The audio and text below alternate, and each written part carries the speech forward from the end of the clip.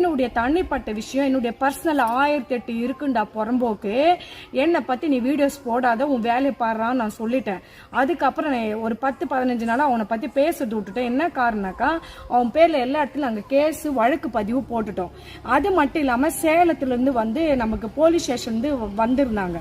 வந்துட்டு நாங்கள் கோர்ட்டில் பார்த்துக்கிறேன்னு சொல்லி அவங்கக்கிட்ட நாங்கள் வந்து மறு லெட்டர் எழுதி கொடுத்தது ஒரு வீடியோவும் கொடுத்துருக்கோம். அந்த வீடியோ லிங்க்கு நாங்கள் சேனலில் போடுறேன். இவன் வந்து நான் நிறைய வீடியோவில் சொல்லிட்டேன், நான் பேசுனது பிஹைண்ட் வுட்ஸ் சேனலில் பேசினேன். இந்த பழைய சேனல் இருக்கிறவங்களுக்கு புரிஞ்சிருக்கும், இது புதிய சேனல் இல்லையா, அதனால புரியாது.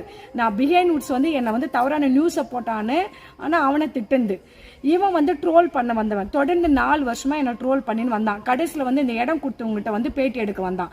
இந்த பிரச்சனைலாம் முத்தி போய் நான் வந்து கேஸை போட்டு அவங்கவுங்க பேரில் கேஸை போட்டுக்கிறேன். கோர்ட்டு முடிவு எடுக்கட்டும், கோர்ட்டில் போய் கை கட்டி நான் பதில் சொல்லிக்கிறேன். எங்கே யூடியூபருக்கு பிரச்சனை நடக்குது அப்படின்னும் போது